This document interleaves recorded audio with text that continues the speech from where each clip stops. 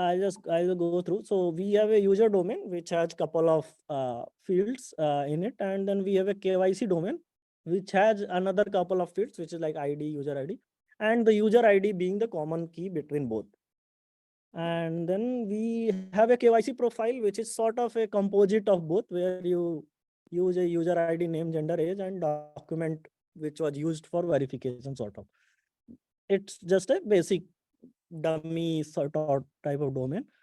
And we have provided a user controller and a user This service. record structure gives you equals hash code everything implemented. Is it like Yes, a yes. Lombok? It's Okay. supposed to, yeah, it is supposed to be Lombok data, I guess I can say, or value, I'm not sure. But yeah, it is supposed to provide you all those things. Now, I'll just quickly show. So we have prepared some examples which you can find in readme.md. So like fetch a single user by ID, and few of them we have already implemented. Fetch a single KYC by ID, get all users. Then we have few examples which we have put dummy implementation, which is mostly flux.empty or mono.empty, and we have to work them out. Okay? That is the idea of this hands-on workshop, and we'll see how it works. How it goes. Okay? So we have user controller where we have multiple you can say endpoint, and everything delegates to mostly user service, where we are seeing, if you see, user service does a user repository find by ID, because that's the implementation of it. And if you'll see, we have a data setup when the start. It's a in-memory implementation. We actually wanted to do Mongo Reactive repository, but then it turned out it would put a dependency of either Docker or MongoDB running in your machine. So we wanted to avoid that. So we just did a in-memory implementation sort of, where when the application is starting, we are inserting few users and few KYC. So there are 5 users and 4 KYC. There is one user for which there is no KYC, which is 13-year-old. Just some, it will come as part of one of the examples.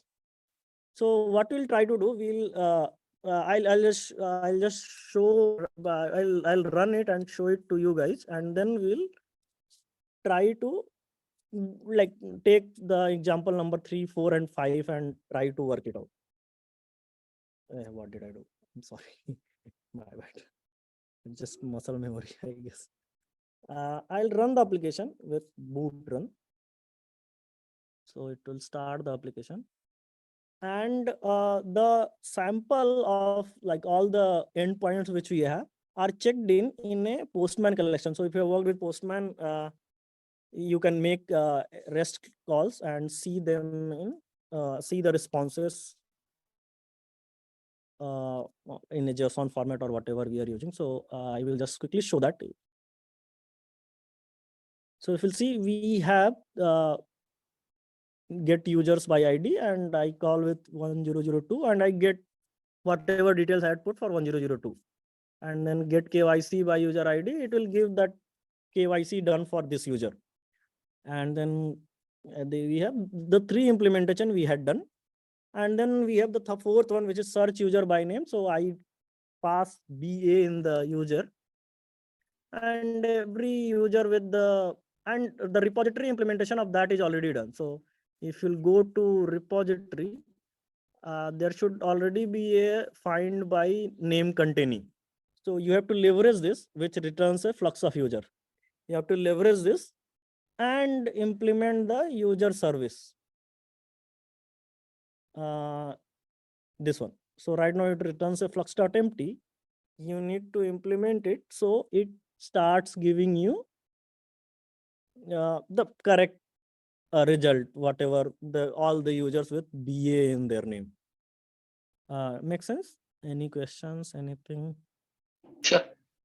Yeah. So so there are like I'll just quickly go through first 3, which are like sort of simple ones.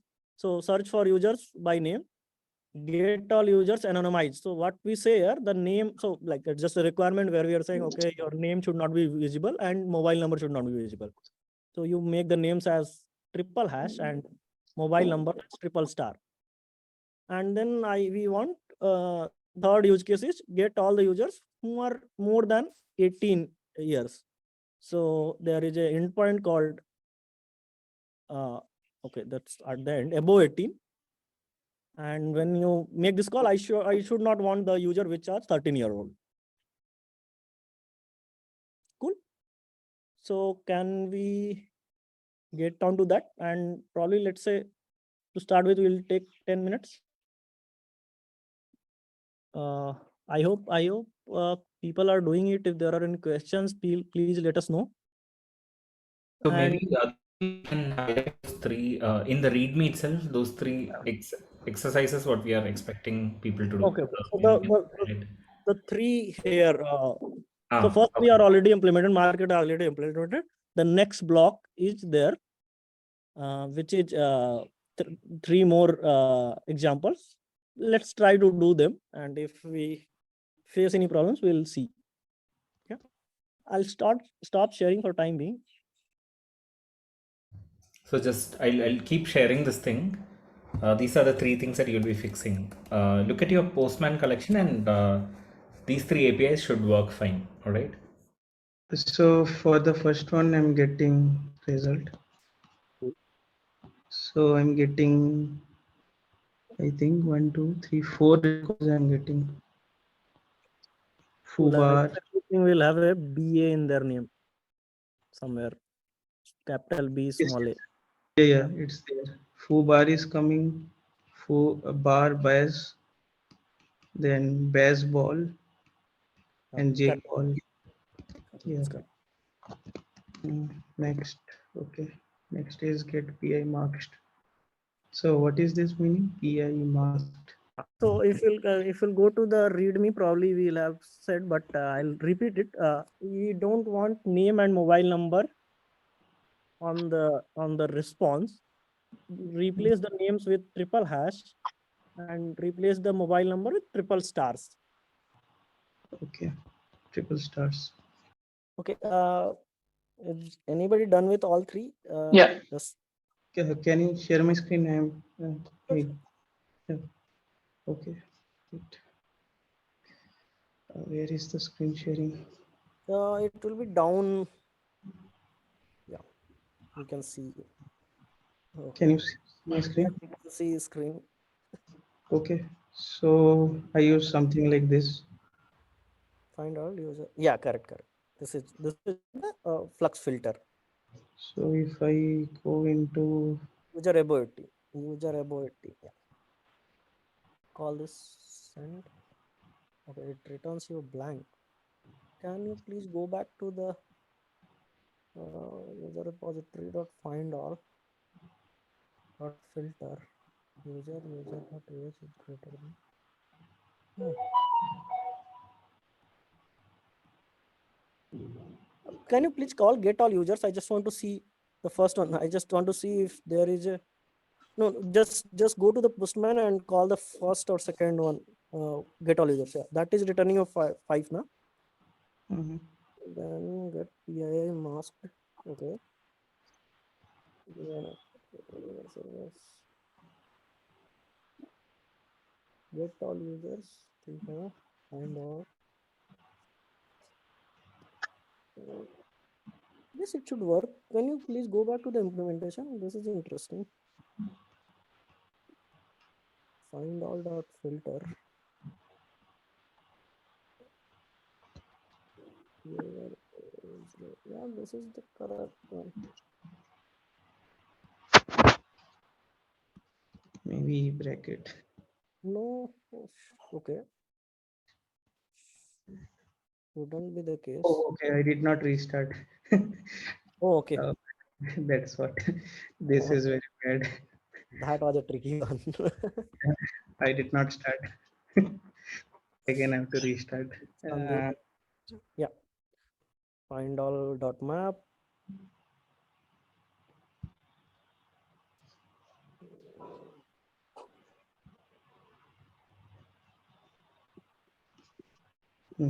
Now it's working. Cool. So let's move ahead to the next. If everyone is almost okay with the implementation, it's okay if you have not completed it, but you get the point and you have seen others. Unless there are any questions, you can move to the next set of implementations. Actually, I have one question. So Sure. this one readme that you have given, right? Hmm? For this one that you said without name and without mobile name, we have to make this and this. Yeah, correct. So what I was thinking here means I was not able to set the value, like if I'm getting find all, then Correct. I'm using map Hmm. and user dash user dot. I want to set it You to will not be able to set it. So that's one can say benefits of using records. You cannot change them. They are immutable, or I guess immutability. That's what they try to provide. So you have to create a new user. So if you have to always change the user to a new user. like this Yeah, and copy over the things which you can copy. hash. Yeah, ID you want to retain, na? So you just want to change the name and name and mobile number. Yeah, but you get the point that so it's more of immutable record they have created. Okay, so I have to every time create a new user object. Yeah. It's new object. But will this create a performance issue? Like every time we are creating from scratch again a new user object. So it's not a performance issue. Yeah, there will be slightly more memory uses, but your GC will take care of it. Means it's rarely you will have any issue as such, because you will not have any reference after this line, and your GC is will be able to take care of it. And Okay. immutability is a very good concept in general, so, but probably that's a discussion for some other day. Yeah. So yeah. Yes. Okay, that's what. Okay, so I guess we can move to the next set of exercises unless there are any more questions. Those are, so if you look the next block of README, those will be probably slightly more complicated than what I've seen, which is finding. So as we have talked about, there is a KYC profile, which is a combination. So you make a KYC profile with, okay, sorry, I'll share my screen. Okay, I can share. You can yourself go Yeah. to README Read me. problem. Okay. Yeah. So Oh, not not this, the one, the other readme. Oh, all right, all right. the basic operator. No. Can you please go to README in basic operators? I guess there are README Oh, yeah. checked in all the. Yeah. Uh, So yeah. So if you'll see, KYC profile is something which is composite of a KYC and a user. So with every user, you get one KYC, and that's how you make a KYC profile. Now we want the next two exercises are using a mobile number. So in the input, you will be given a mobile number. You need to construct a KYC profile of that user. And the second one is you have been given a user ID, and you have to create the KYC profile. Now I'll just talk about one. So first one, you have mobile number. So first you will have to fetch the user ID, user basically, and then using user ID, you will have to query the KYC. So, and the second one, since you have been given ID, probably you can try calling both of them in parallel.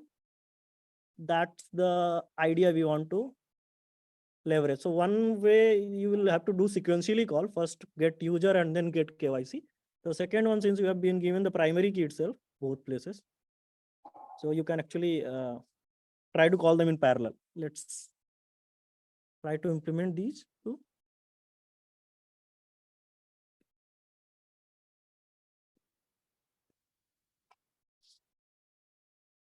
And please call out if there are any questions or anything, any insights.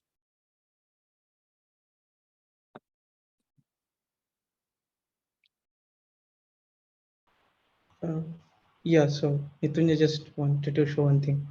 Sure. Can I share my screen? Can you see? Yeah. Yeah, so I did like this, and the output I'm getting like Yeah, this. that's correct. That's correct. Okay. Hello. Anyone able to get the two examples working? or the first one. If Yeah. one of the implementations, if someone has gotten it, they can share. One thing. So Nitunja just wanted to ask one question. Okay. So Means we are taking mobile number, right? Yeah. And we want to build KYC profile. Yes. So in this case, like that means in KYC, do we need to inject user repository? Yes. Yeah, means No. So idea is you get first the user by mobile number, then you have the ID. Now you can call KYC repository. We have a method called get KYC by user ID. got it. Means Storage you're telling to get the user list, and then using the user ID, I will just pass it into this KYC because it has a user ID field. Correct. Hi, Mrityunjay. Does the flatMap, flatten it to user from mono user? Yes. No. Oh, no. It will So not get. go ahead. Go ahead. Go ahead, Kumar. Oh, sorry. So you were saying from user to mono user, huh? Or mono user to user? No, basically from find first by mobile, I'll get a mono user. I just want to flatten it to user so I can use that in find first by user. So in the end, right, it will be like a mono or a flux only. So what flatMap will do is it will do this. You are able to see my screen, right? If you have a mono of t, flatMap can do it, can convert it to mono of t, right? Or if you have a mono of flux of t or flux of mono of t. So if you have a flux of mono of t, it can convert into flux of t. This is what a flatMap would do. But what you are asking is, can flatMap convert mono of t into list of t or sort of? Yeah. No, this you shouldn't ideally be doing, because we still want to keep it as a reactive type is what we should eventually give it back to the controller, right? So that you should continue doing it. So flatMap will be useful. Now on this, on a flux of t, right? On a flux of t, assume this is some type x or something, right? Or users. Okay, so on users, if you do users.map, then this u will be a user type. And then if you want to do some do stuff with u. Okay, understood. Got it, right? Yeah. So if this do stuff is returning flux, right? Then this will be, yeah, then you can make this as a flatMap. This do stuff, if it returns a flux for every user, then you can make it a flatMap. So in the end, you will get at least only one flux, right? Otherwise, if you do a map, you will get flux of flux. Yeah, got it. Flux of flux. Yeah, Huh? All right. Okay. Whoever has completed can tell us and they can show the code. I'm done, but I think I'm not using it in right way. Sure. We can always take a look. When I share it, it's okay. We'll figure out. I think I'm somehow doing a block operation, which is not required actually. I couldn't understand how do I merge mono with another one. Sure. So if you see, right, get KYC process. So I did this block operation just to get the user from using this repository, and then KYC repository find by user ID, you go with and do a map operation. Okay, the same thing. Yeah, good. Yeah, let's finish this one. And the same thing if I profile by user ID, so you get by find by ID or calling, but I'm just doing a block option. I think that is what. Yeah, and means I guess we all understand what is the problem with block. Probably I'm not sure it will be even allowed. Can you try calling this method? It is working. It is working. Okay. Yeah, Generally, if you go Reactive here, actually cries also sometimes if you try to block the main thread. So probably that is some tuning you have to do. But yeah, it is not recommended to block because the whole we have blocked the thread. So okay, let's wait for some time. I don't know if someone else comes with something. Otherwise, we'll have a look. Probably it's the same. Like you want the user out of the mono. So we do map. Why we can try, like under map, you get access to user. Right? Understood. Let me try that. Yeah. You can try in that direction, but but you will face some other problem because it will become a mono of mono. Can we not do something like mono.subscribe and then based on the value you call again the another repository? So you do a mono.map, we'll come to what is the better operator, but if you do mono.map, you will have access to user. And then in that map implementation, you can always call KYC repository.get. Let me try this. Yeah, yeah. So Mithunjay, I wanted to show one approach. Sure. So I used actually zip I have used. Zip. So I have done what you told. So I got a user by the mobile number. Okay. Then I used the block. Yeah. So, but again, the block is not the right thing here in this one. So zip is actually solution for one of the problems, but not here. Again, But this is similar to what we just saw. The blocking as at a different place, but it's the same mono we are blocking. okay, means then means is there any way to get the data? Correct. You have to. So why are you trying to block it? Just to get hold of that user. Is that correct? Yes. That's Yeah. understand. So why not try to do a user.map? User.map you're saying. Callback is the right word. So when you try doing user.map, can you try on line number 50? No, first user.map, because you want to first have access to user, then only call KYC. Okay, I was trying to use map only first. You will face another problem, but we'll see that. How to tackle that. User. Now you have two users, so which user you are like probably call it user one or you or something bad names, but yeah, user one. User. so I need to get the ID. yeah, but you can user one.id obviously.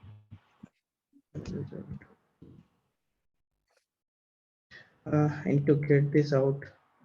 Yes. Why do you want to get this out?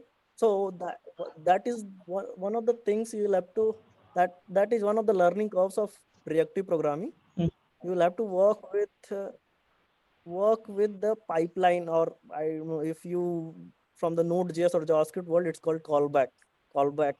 You have all the operation has to be done in the callback. So this is your callback.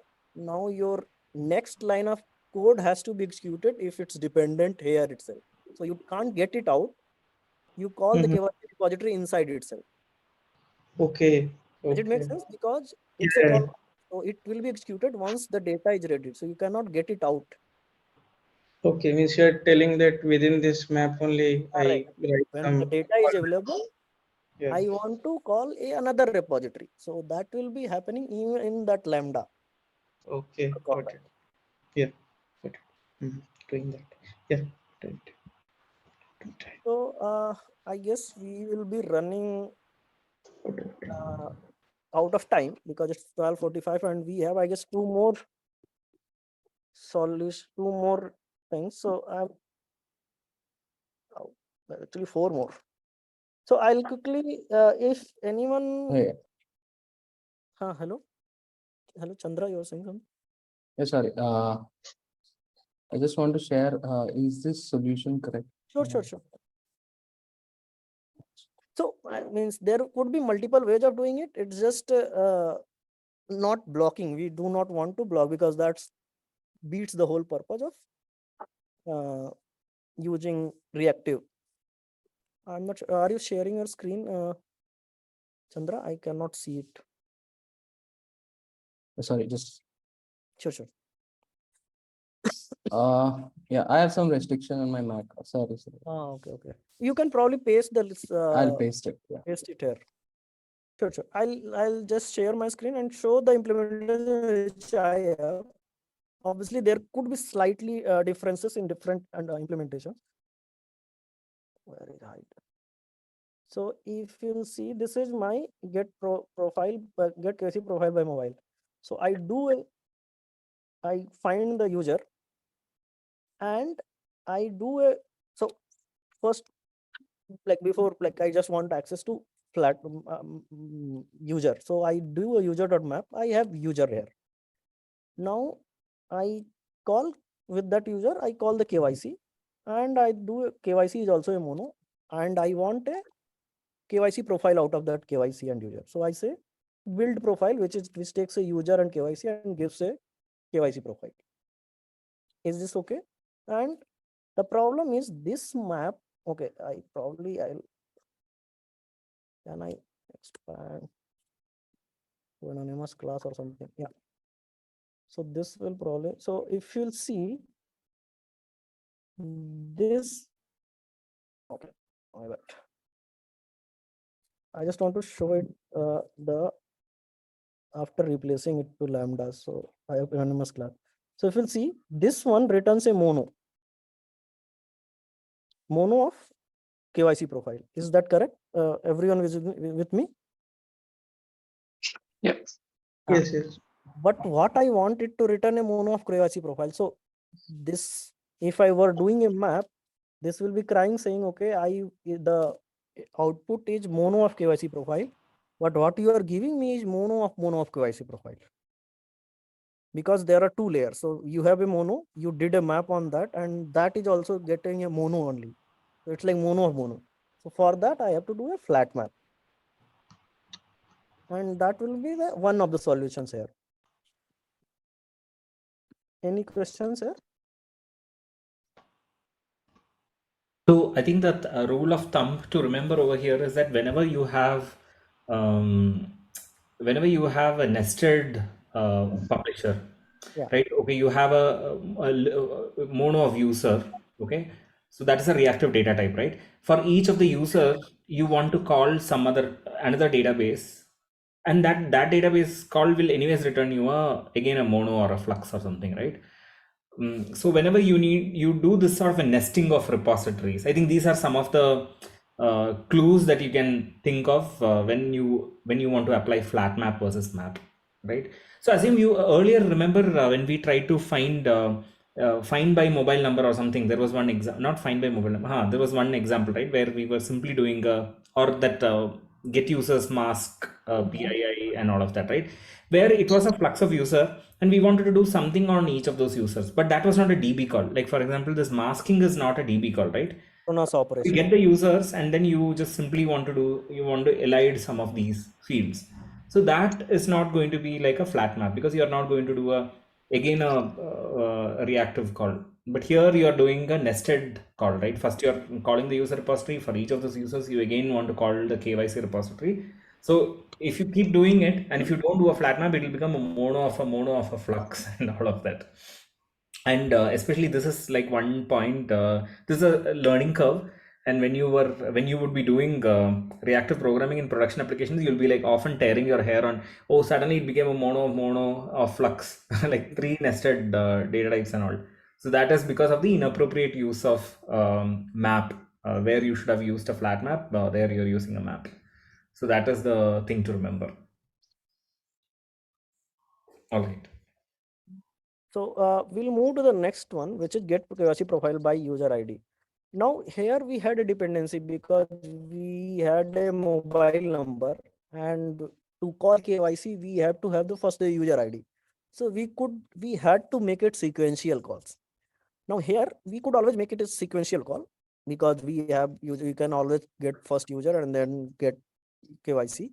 But we can also do it in an asynchronous manner, like parallel calls. So what you can do always, you put find by ID.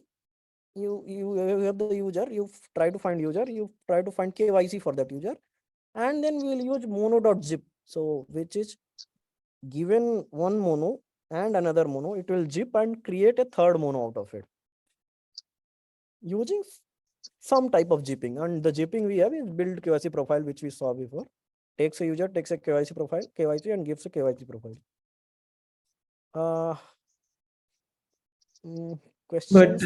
But one thing, so we can have directly use the user ID in the KYC repository, right? Oh, but we need the user information. No, that's yeah. Cool. If there are no questions, probably what was the next thing? We'll go ahead to. Okay, so the ahead ones are some error scenarios which we have. So till okay, anyone not saying something? Any questions or something? Okay, I will move it. So there are two, like 4 more scenarios, but these are not like normal operators where you change the like, these are still operators, but these are some other type of things, like okay, when you are trying to get from database. So if you see the line number 23 and 24, you are trying to get from database and there is no user with that ID. What would happen? Okay, let me try it. Let us try, because so this is right now I have not implemented it, so I'm trying to call a user with 1 2 3 4 5. Let's see what happens. I have not done the error handling yet. Oh, it returns a 200 with nothing. Probably I have not done the proper error handling. Ideally it should have thrown an error or something, but it is returning a blank, means not even blank list. It's a different type of output itself. I don't know if it's a text. Oh, it's still application just on. Okay. Anyways, yeah. So now in this cases, we want our application to throw an error. Like, okay, if user is not found, like if someone is calling get by ID and user is not found, I want them to throw a user not found error. Similarly, if KYC is not present for that user, I want to throw a KYC not found error. With me here. Okay, so I'm like, do you want to give this a try? We have already called out. Okay, actually there are different solutions for this direct. First we'll go through those decks, and then we can see if we want to implement, or we can just go ahead discussing them. So the one operator which we are going to see now is switchIfEmpty. What it says, switch to an empty alternate publisher if this publisher is empty. So you are trying to read from database and it gave you an empty result. Now you want to do something else. Now it could be you are trying to provide an alternate, or you can say you can throw an error. Makes sense? Mono of error also you can do. Any thoughts, questions? Mode of error is an object, or? Yeah, mono of error is also, so as we talked about that there is on next, on complete, there is an on error signal also. So that mono emits an on error signal. And then you have operators like do on error. Do on error is like side effects, but onErrorResume, and that's what we are going to see next. onErrorMap, you can do all those things. Okay. But it's more of key. You are saying, okay, you found and your application reached in situation where you want to give an error. So switchIfEmpty is one way, like you tried reading from database, there is nothing. You can provide a error, or you provide the publisher which contains an error object. Correct. And then there is another sort of implementation, which is like, suppose you are reading from a cache. So you have the implementation as, okay, get from cache. If it is not available, then make a DB call or make a web call. So in those cases, your switchIfEmpty will contain a rip KYC repository.get. So it's an alternate publisher actually. But the object should be the same that is expected by the subscriber. Correct. So if it's a Flux, then you will return a Flux.error, or DB call will be returning a Flux. And if it's a mono, then your cache will also store a mono, and your DB call will be also returning a mono. So the examples which we had were mostly error scenarios where, like, okay, I am trying to call with a given ID, and if that user is not found, throw a user not found error. That error is already defined here. And then KYC not found error. Now, unfortunately, like we are running like the time constraints will be having, but do you want to give, like, I don't know, quick 5-10 minutes and try to implement it? Or Okay.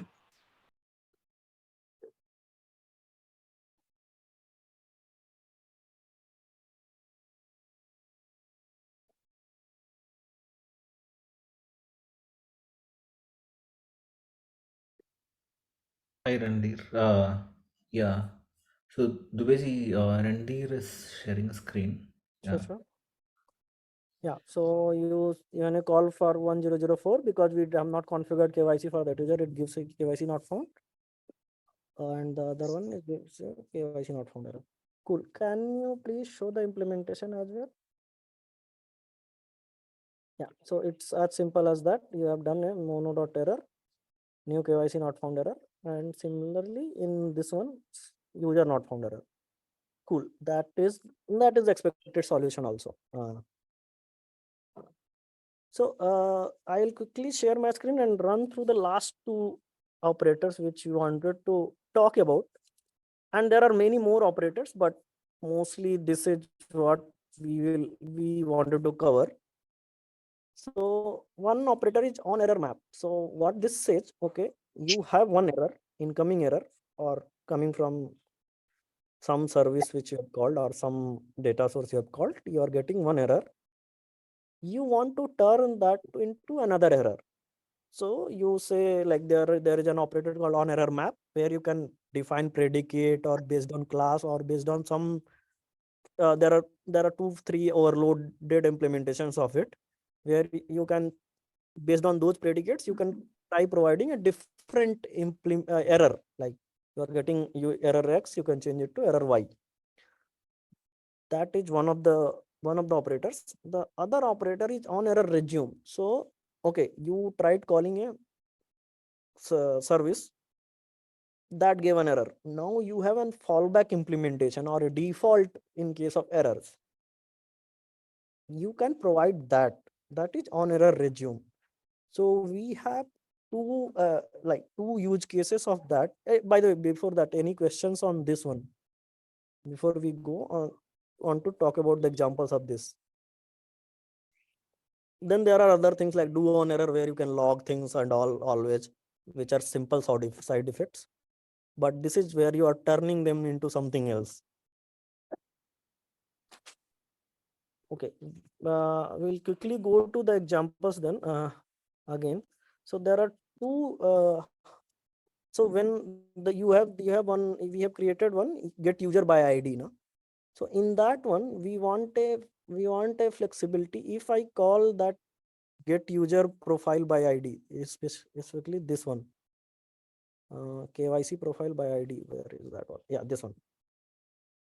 Yeah, if I call this one with a user ID which is not available at all, then it should no, not this one.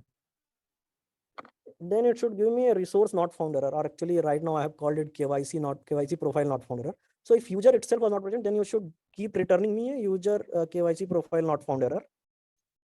And if suppose user was found but KYC is not found, then it should return a default implementation of KYC, which is none of document type and 000 as document number. Actually in KYC we already have the where do you can just call this method and it will give you a default KYC, the none KYC. Does this make sense? The examples, how, like, is it understood what is required here? Yeah. Okay, so let's try to take another 5 minutes and try to implement them. And it will check all these in. So suppose people want to refer later, and if suppose they have not got time to finish it, we will be checking in, and we can have a look later also. Cool. Anyone wants to show the code? Right. So if you'll see, if I call this 1 2 3 4 5 KYC profiles, so then I get KYC profile not found error. But if I call it with 1004, the user which had a profile but not the KYC profile, so then I get Jackball F none and 0, 0, 0. Now the implementation is this way. So it's the same method, get KYC profile. We didn't not have these two things. It was this before that. Obviously semicolons are there. What we have done when we are calling get user by ID, and we know that throws a switchIfEmpty in case of user not found, it throws a user not found error. So what we are saying, if we receive a onErrorMap user not found error, then turn that into a KYC profile not found error. Now there are other overloads of this, so you can always give a function which maps from a function to function. This is a type base, so on class basis I'm matching. Also you can give a predicate. So suppose you had a list of things to do, or some other, if exception is this and message is this, all those things also you can do here. And then the one I have used is very simplest one, which is based on the type. As long as class matches, run this function, which is just return a KYC profile not found error. And then you can use other overloads based on the use case also. Similarly, I know that get KYC by user ID throws an error when KYC not found. So I've said, okay, do an onErrorResume and KYC not found error. And what in those cases, whatever error is, I don't care. I will just provide a none KYC here. Cool. Now here also there will be different overloads, same number of overloads mostly. It's a function, a predicate where you want to do a lot of things, and a class one which I am using here right now. And then the last line is same, Mono.zip user KYC not. And so whenever the error comes, if suppose here error comes, the zipping, this is like, as soon as you throw an error, the chain will break and it will be thrown to outside, which is handling the error. In this case, the error comes, actually it doesn't break the chain because you have provided default. Cool. Any questions before we move on? Just one thing I know. So I got a little behind on the implementation, so I couldn't complete it. But this KYC profile, and so we're trying to return a KYC profile, but the result we're doing is a zip. So yes. Does it put all of that into the same object? So zip is what is a contract of zip? Given two monos, Mm-hmm. you can tell it a by function. So if you'll see the one, there are a lot actually, but Yeah. I'm using a combinator also you can give, but I'm giving a by function. It takes two monos and say one mono. Returns one. Okay, combines the two. By function is takes a user, takes a KYC and returns a KYC profile. So that adheres to the contract of a by function. Okay. Sorry. Fine. Are there any other questions? Okay, if not, then we'll move to the next section, which is about, okay, I still have to share my screen though. So, okay, we will come to, we'll talk a little bit about reactor context. So, okay, before that, one small question I will ask.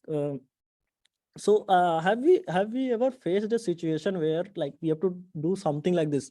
So you are getting like recently I faced this problem in one of my projects where you are getting list of headers, which is most of the tracking information like IMEI of mobile number and I don't know XYZ IP address, and I don't really want my controller or service methods to be aware of those. But eventually, once the operation is successful from the service, I want to make a audit log entry saying, okay, this call succeeded from this IP address and this IMEI.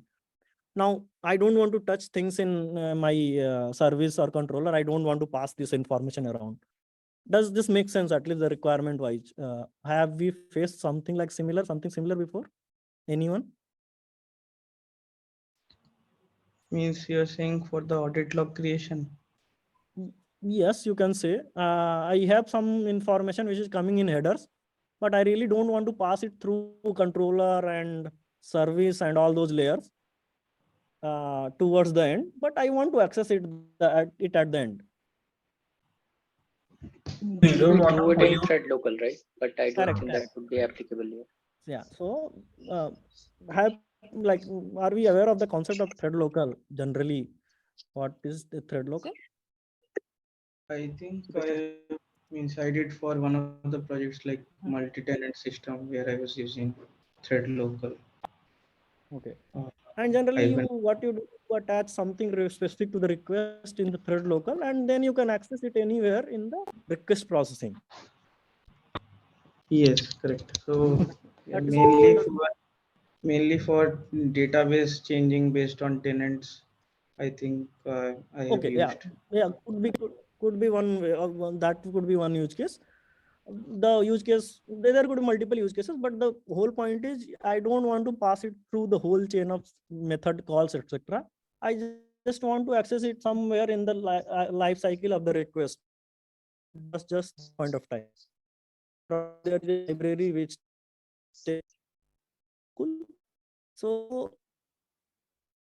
how do you do such things in reactive world? Because the problem is one thing which was told, like logging libraries like MDC or something, they use thread local heavily. So log4j, actually that's probably the library. Yeah, but the problem comes in reactive world, you don't have a thread local. Any idea why? Well, thread local probably is there, but it's not reliable. I mean, not necessarily your main code would actually be running on the same thread as it was started with the request. So Correct. So once you started the request, you probably were executing it on thread 1. However, when you get the call back, you might be getting it on thread 3 because there is no request per thread model. The same request, the same thread is processing could be processed in chunks in multiple requests. Okay? So what they have built here is reactor context. Now we'll not go into a lot of details of it, what is it doing and all, but we'll just showcase how it works in a simple example. So I'll showcase, and probably people who are interested, they can go and read about it. How does it work? Means where means they how do they keep it in their own things? But what is this doing? So this is a simple example. I'll just go through if README has no, it just talks about what it does. Yeah. So we have a filter. If you'll see filter, people understand concept of filter. It's like you are intercepting the request and doing something based on that. Like in the before even it reaches your controller. That's the simplest explanation I would give. What I'm saying here, okay, I'll get a query. I'll expect a query params called ID, and if it is not present, then I simply go ahead. If it is present, then I'm creating a reactor context. So I'm adding couple of things to this request context, okay? Which is I'm saying, okay, I'm just creating a dummy IP address with the whatever ID you give. I add this to that, and it becomes the IP address. And then I'm just calling like 100 street or 1 street or something. I just dummy things, but I just want to showcase that, okay, this is something I have put in reactor context. And then I go in, if you'll see my controller of this guy has no awareness about your context related things. Means it doesn't even know that there is something like location or IP address is coming. This guy does not know it. Simply your service could be unaware of this data. However, at some point of time in the processing, you want to use it. So how will you can always access it? Mono.defer conceptual. This is the latest way. In the previous implementation, like I think Spring 2.1 had a different way of doing it. Recently, they have changed it, and they say it is some. I means it is mostly safety like context. So they are giving only read-only access. So this is read-only, which is you could get the whatever and you put a audit or put in database, whatever you want to do with that information. So this will keep your chain. The guarantee it will give that it will be attached to the same request as long as you are not breaking the chain anywhere. So you shouldn't be doing a block or something anywhere. If your chain is reactive, it will be able to maintain throughout the life cycle of request. So we'll quickly see how what is it doing. It's not a great, it's not something very rocket science. It what we'll see here. So I'll just quickly go through README. It's already written what to do to see this. So it says, okay, I'll do a curl with this one. So if I pass one, as we saw that it had appended that 123.23.43, and that's what it is. It has created. And similarly, whatever I pass, and suppose like right, I'll not multiple, but even if suppose multiple things were coming, it will be calling, attaching the subsequent one with the specific logs. It is not logging though. Achha, no, it is logging actually. So if you'll see, it is also logging, received the second call with 100.123. So this is something which can be leveraged when we have to do such things which we were using in the other world using thread local. So because thread local becomes unreliable here, we have a fallback of reactor context. However, there is like, this is one thing which I have faced in past, and I guess even Sanjay was talking about. I guess Sanjay, yeah, he was talking about that there is like, we use it for suppose logging tracing. So you if you have used like trace IDs, where you generate a trace ID in a filter and attach it to your MDC. So every log which you're logging will have that correlation ID or trace ID. So if you're using a Kibana or something, you can put that ID, and all the logs for that request will appear. So somewhere there we use this. However, sometimes we have seen some performance issues because of this, and there is an ongoing discussion going. But yeah, it's conceptually, this is what you can use if you are using something like thread local in the non-reactive world. And this means, since there was very less time and this was means a bit advanced concept, we just wanted to do a demo here. If suppose tomorrow you need it, it's just like probably a trigger point. Anything else we have? Otherwise, I'll be switching the branch for the last piece.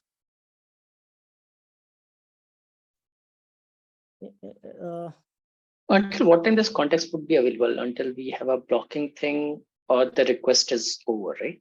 The request is over, then it will be gone. And if we do any blocking operation in between services anywhere, then it will also be gone. Then it is not guaranteed. So you can always write your code in a way that, okay, so you will be doing a blocking and eventually you will be coming back. So so suppose you did a block because you are using a library which does not support. Yeah, for example, I'm calling a external service API. Correct, which is blocking. So you will somewhere. So the idea is, suppose you put a trace ID. Now you do that, like get it from reactor context, and before you publish it. So eventually also you have to give a mono back, because the controller expects a mono. So after that method, that one method will break the contract up. If you are putting it back while giving the mono back, it will retain. But then now it's like now you have broken the contract, so you might be messing up some places. It might not work as expected. Suppose you forgot at one place. All those things could happen. Got it. So I'll be switch. Okay, sorry. Looks like there is some code which I don't have. Hopefully it's all good. I'll be just switching the implementation to showcase one last piece, which is a reactive client stack. So what we have seen till now is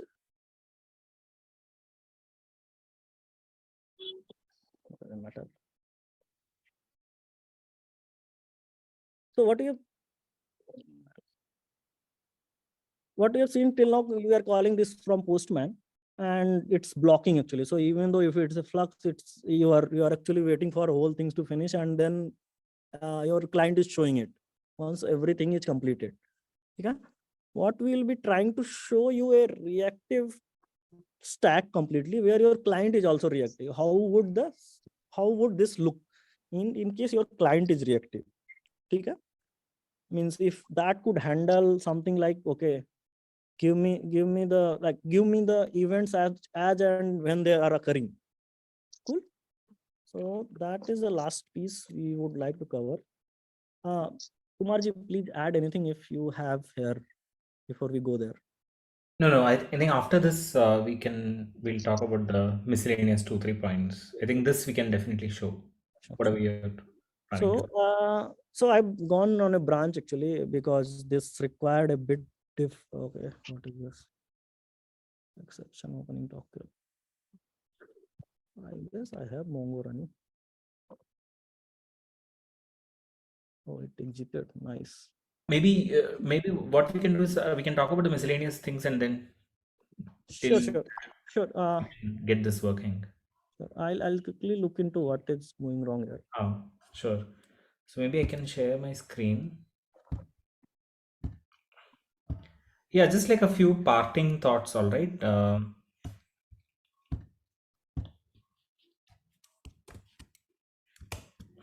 Yeah, while Dubeji gets that last demo up and running, just like 2-3 things that we wanted to share.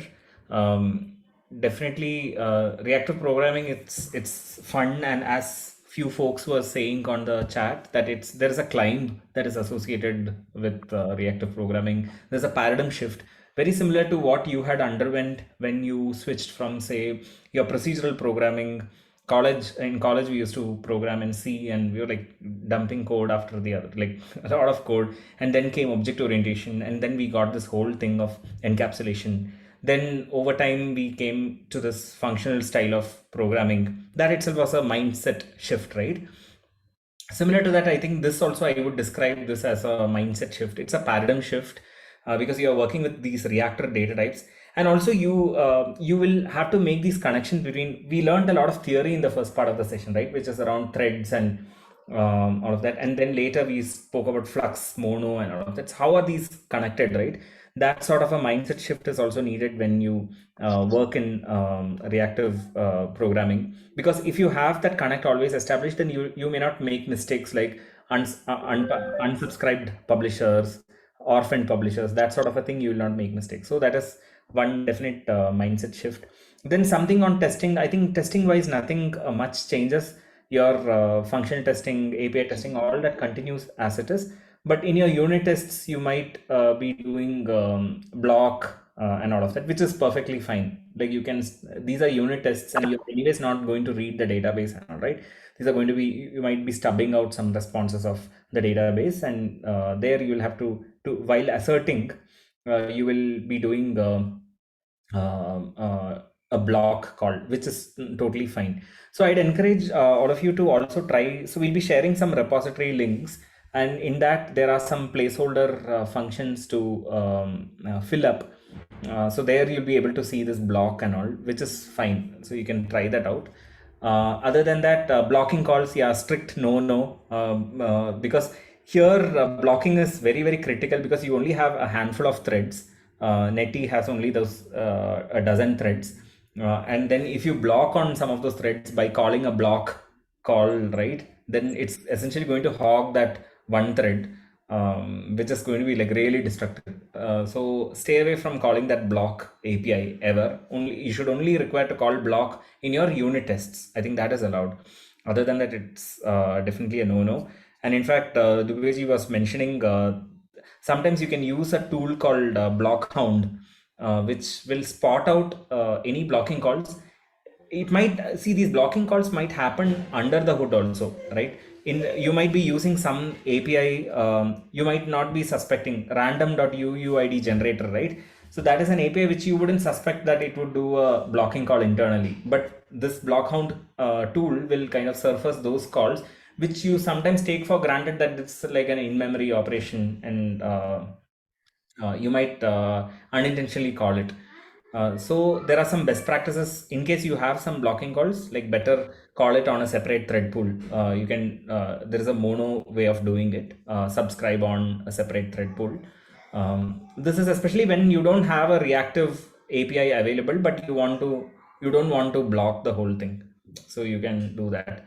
There's a learning curve on it. And then further reading also, there are different paradigms cropping up, as I was mentioning earlier, that you have this Akka streams, you have this project Loom also coming up. many of these advanced ways of managing resources optimally. So just keep an eye on all of these evolving trends. And definitely I have, my some of the projects that I have been associated with, we have tasted success with reactive programming. Although there was a climb, definitely there was great improvement in performance, because you could clearly see that before before adopting reactive style, the same code base had so much of a throughput and so much of latency. And then after adopting reactive programming, and if you had some performance tests run, there was a definite improvement. Throughput was definitely high in the reactive style. So yeah, so that's more or less on the miscellaneous topics. Duveji, you have that end-to-end demo ready? I have it ready. All right. I did not do Docker Compose again after Colimaster, so I'll share my screen. So this is a application which is using MongoDB as a database. So let me first run it. Terminal. So there is a MongoDB database, and we have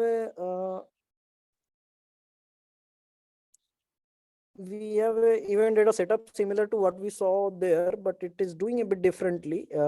It is creating 5 entries in an event database. You can see it has a long value and it has a string value, as simple as that. And then we have a event controller, and let's just look at these things. So we have an event all, which is simple Flux event. Watch out for this. This is a /stream which is producing a application stream JSON value. So it's not like application JSON, but it's a stream JSON. And we would be looking at this after a bit. And then we have a simple add application, which will add one entry to this. And we have an add stream, which can take a stream and add to the repository. Makes sense? And we don't have a service. We are directly talking to repository.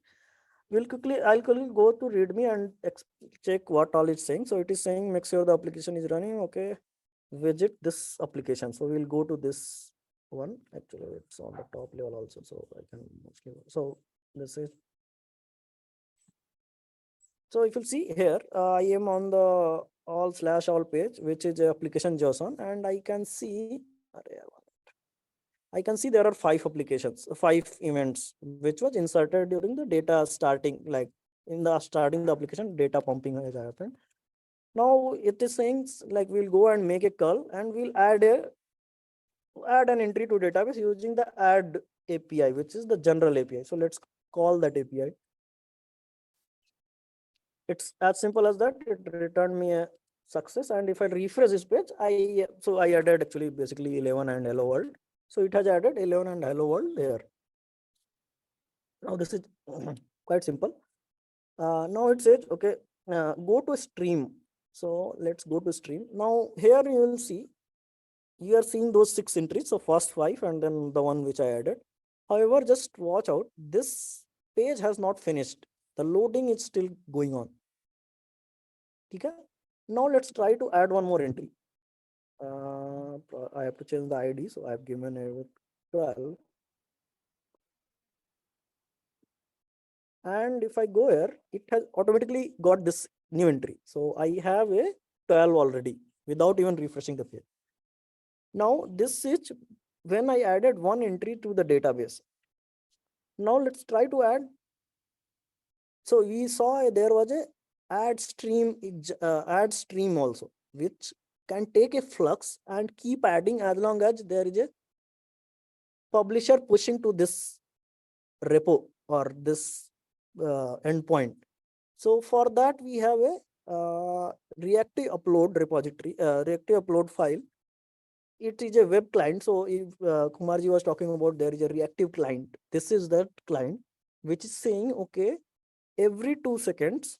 So we have a Flux and we have put an interval of 2 seconds. So every 2 seconds, whatever you are getting, create an event of sorry, create an event with I plus 200. So I don't want 200, 202, some sort of thing, and put a value of this. And when I'm doing a post to add stream, I'm putting this Flux itself as a body. So it becomes, I'm trying to post a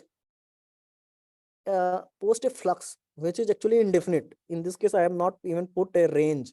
So I'm not saying flux dot one do like flux of just 1 2 3 4 5. Flux dot interval will give it indefinitely. Cool. So we'll try to run this and see what happens. So we are running this, and what is it going to do?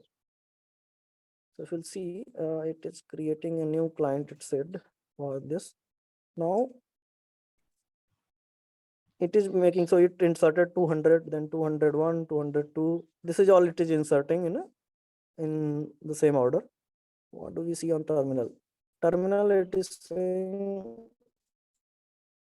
it is on next, on next, on next. So this is, okay, let's first see this.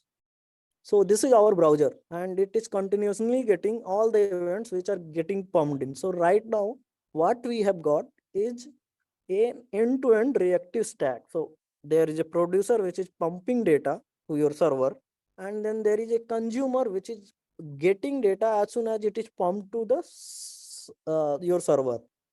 And if you see that in your server logs, because we have put a .log, so that's why it is all coming.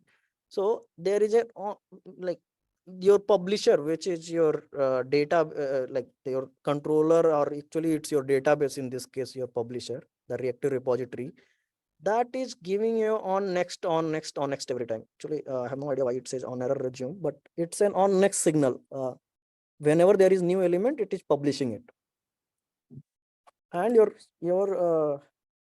your client is getting it because it is reactive, and it has subscribed to it in a reactive manner for a stream. Now this stream is implemented in the Chrome by default. So as long as you are sending a stream, your Chrome knows how to handle it, to not close that connection. The means day to day you will not be using this, but probably if you are working on an application which is where you want a stream of data, like share market data, which is changing continuously every second or every milliseconds, probably something like this can be thought of. But yeah, day to day probably will not be using this, because your clients will be like, okay, call once and go away. Any question? Your voice is breaking, I believe. Oh, okay. Yeah. What is this using in the backend for the HTTP part? Is it using server sent events or? Yeah, it uses server sent events only, I guess. On it. Okay. Applications that stream JSON. But if I search with this, it goes to that only. What you're saying, so server sent events. Okay. So I guess MDN calls it the same thing. Server sent events. Is the official media type of server sent events. Okay. Yeah.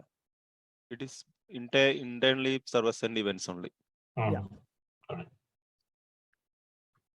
So the crux here is nothing in your whole pipeline, nothing should be blocking, neither your client nor your server, anything in the server that cannot block, and your publisher also. So if something which is publishing data to your database, like via a controller or directly somehow, that none of them should be in a blocking manner. So I guess that's all we have, unless anything anyone wants to point out, call out. Just one I've seen very frequently on the net is about reactive. The sort of Webflux programs are hard to debug and hard to reason about. So what is the truth that what you guys have using this? So what are your experiences on that? So I will in my experience, yeah, I would agree they are hard to debug. So if because debug as in two ways, like when you're debugging locally, like putting breakpoints and etc. becomes tricky, because where to put, like all those things are also problematic. And even when you're in production like system, you don't know in which order things are happening. So what becomes extremely important is logging. Logging and unit testing for local is something. I'm saying I agree to the part that when they say that okay, debugging is harder, and that's a cost we have to pay for the performance. It seems like the way to mitigate is enough logging and testing is means unit testing, I'm saying, because those ways we can reproduce it and tackle them. That's what my experience has been. Kumarji, would you like to add anything? Yeah, just one other point, 1 or 2 points in addition to what Duveji was saying. I think this is debugging, yeah, or whatever he said, but on understanding readability, code readability, and all of that.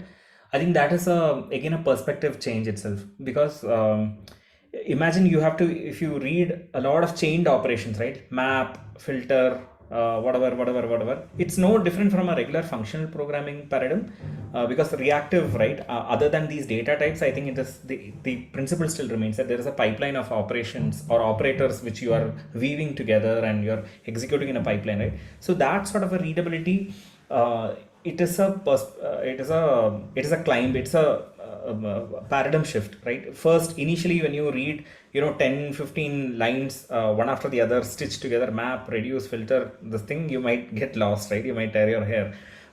So there, I think the way to mitigate that, I would be do not have big long methods, right, where you do all these transformations together. What you should do is you should get a good balance of object orientation and functional styles. There is room for both in our worlds, right? We can't say, okay, just like chuck all the object orientation and simply do it in a functional style, because technically you could write everything in your controller itself. Read the database, read the repository, and do map, flux, map, reduce, filter, switch on empty, this, that, and then return this thing. So I think the main essence that I have personally taken from large-scale projects which I did using Webflux was to have good amount of object orientation as well. Like, for example, if there is a domain logic which doesn't have to be reactive, non-reactive, and all of that, it is like just a general domain logic. For example, the sum of costs on a cart, right? There are in cart you're adding some 20 items, and you want the sum of the total cost of that cart. So that should definitely be in the cart class itself as an object oriented function, right? So your domain package, for example, should ideally not have any reactive data types. It should not have. If I have a cart class, and if I have a method called sum of costs, or a total cost of cart, that should not return flux of integer and all of that. It should simply return integer, right? Or double or money or something. It should return money. So that sort of a logic you should encapsulate within object-oriented classes, and any sort of transformations that you do, which don't, you can call these object-oriented functions within that chain, the reactor functional programming chain, but don't overdo your functional pipeline. Don't do all the logic within that, like call out to these domain functions within your classes. So that's sort of a nice segregation if you give in your code bases, then that definitely improves readability. Is it something like doing reactive at the boundaries and yeah, I think that's a great way to put it, Varghese. Yes, I think that's exactly what I meant. Just do it in your fringe, very similar to your hexagonal architecture principles, this, that, and all of that, right? Okay. Those principles are, like, in my opinion, they are timeless, right? Regardless of whether you're doing actor model or functional or this, that, and all of that. The very essence of segregating your where you want to do what, like, don't do everything in like this one place. That sort of a thing, those principles are very, very valid and very important in your reactive this thing, because it's very easy to get carried away. I'll just do mono, flux, this, that, and all of that. In the end, I'll be wondering where did I do what, right? So yeah, I think that is one other take that I had. What are those, like? Are there any guidelines like those which we can maybe think of to make? I mean, So it appears to be some sort of a beast, but can we tame it in some way through some guidelines or something like that? Is there any guidelines like that for reactive programming? I have not seen it actually, but that's a good thought. But maybe you should have a blog or something like that. But I've not seen that. But whatever I mentioned and whatever you also said, right? Have it in the fringe. Those guidelines are what personally I felt mattered while structuring these code bases. Sure. Yeah.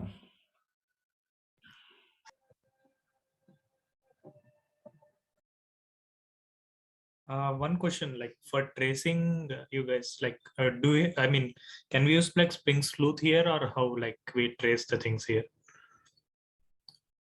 There was some discussion on Springboot. Yeah, go ahead. Sleuth I have not used in past ever actually, even in normal Spring Boot projects I have not used it. But it was using thread local. We had done it in past, and also when it came to Webflux, we used the reactor context, which we showcased few minutes back. So where you copy over things to MDC as and when the reactor context changes. Otherwise, you always go and get it from context. Simple. And if you do a Google search how to do tracing in Webflux, there are tons of examples where they provide the same example. Actually, there is that one way only. Sleuth probably has some support, which under the hood does the same thing. It is using your reactor context only to pass out your trace ID or whatever you are using. Correct.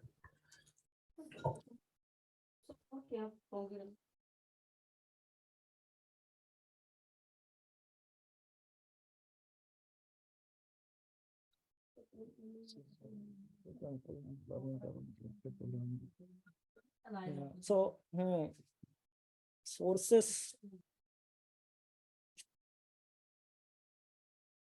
I'm not sure right now. I don't have anything. Kumarji, do you have any? So probably Thinking. Yeah, go ahead.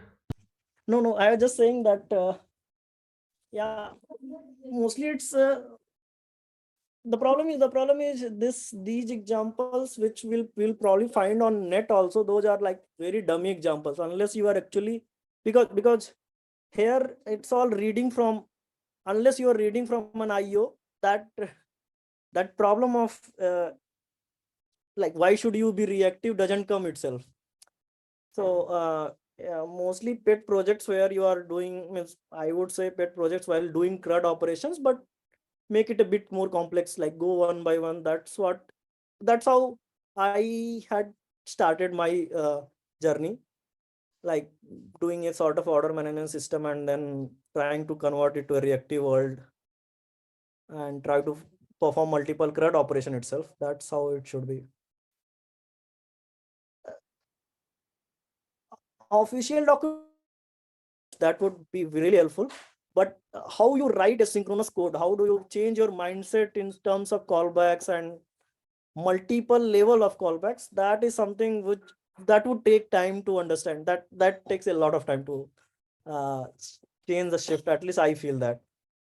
Yeah, but yeah, Reactor official documentation is the place when you want to understand how Reactor works under the hood. Yeah, that's the place to go. And they have pretty comprehensive documentation in those terms. Yeah, those images which I had on the slides, right? They were ripped off directly from the official documentation. Those are what we call as the marble diagrams, right? Have some beads and there'll be some mapping function and then it'll output something. So that I found is a immensely helpful visual cue to understand many of these operators. I think over time you will build that intuition. Maybe you start with like some 5-6 operators and then immediately you will be able to when you start doing a dot on your ID, you will get a bunch of functions and you'll be able to intuitively understand, oh, this might be doing this, and that sort of a groove you will get over time. But these visual things that we have for against every operator, that in my opinion, that was like very helpful for me to understand. I think a lot of it is not the framework itself, but because you do stuff in a more functional manner. that finally, when you try to make it very idiomatic, it's very hard to reason where you started from and then where you came back to. I've had similar problems. And the way I used to solve it is to write test cases and then keep refactoring until it is very idiomatic code that you are writing. Yeah, so all of this is it all only complements clean code, solid principles, Cupid principles. All of that still holds good. So you should still write small functions. You should still write testable functions. You should have a good amount of encapsulation. You should not have too many private static voids. So that is one other thing that we saw, like in user in user service or KYC service, when functions became big, right? People started simply extracting private static methods just so that that eyesore will reduce, because that one big function will become like a series of small functions. But that's a very naive way of splitting it. But again, using domain modeling and encapsulation, those responsibilities should be spread out to those various classes. So I'm coming back to that same point, whichever I mentioned earlier, which is to keep your the footprint of this Mono, Flux and all to only certain classes. Don't let them leak into everything, especially your domain classes. One question. Because these days we have, along with Java, we have Python and many other languages. Node.js also adds to the reactive programming quite a lot. So how do we foresee, can we suggest being architects, so can we suggest still Java reactive programming using Webflux is quite good, or how do you see in the near future, or like in 5 to 6 years, 5 to 10 years, how do you see that? Yeah. Can we suggest, is it a good suggestion to build the applications using Java Webflux? If you are a JVM shop, right, or if you have a lot of investment already in JVM and you have Java based applications, I feel this is like a natural next step for us to do reactive programming, functional reactive programming. Only just be mindful about this climb, that initial the initial mindset shift that you will have to do. But otherwise, once it is there, right, then people will be it will be second nature. So that is one thing if you are already in the Java world. But if you are looking at a technology change and a tech stack change, then I believe there are competing implementations in other programming languages, not on reactive style, but rather like Golang, Go routines are there, and Golang in general, right? Golang or Kotlin, there is coroutines. So they have their own, the whole idea being that, don't have these threads directly. Even if you have programming language level threads, don't let them map one-to-one on your directly to your OS thread. I think that is the main learning that all of these different new styles of computing are adopting. So I would say to you, Sarvat, if you are right now in your Java ecosystem overall in your enterprise, I feel this is a good next thing that you should try small in some services and all. But if you're looking at a overall, I want to do a different technology altogether for other reasons, then go with either Golang, Kotlin, or Scala, Akka. That is also a good combination. But overall, all of these things will give you different levels of optimizing your resources. Thank you. Kumar, one question. So for example, I have a couple of microservices. One went to reactive, other is in Springboot. So do we encountered any challenges, like when you guys did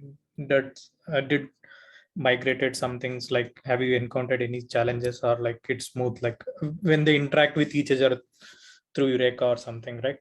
Do we have seen any issues, or like it's good, like? Yeah.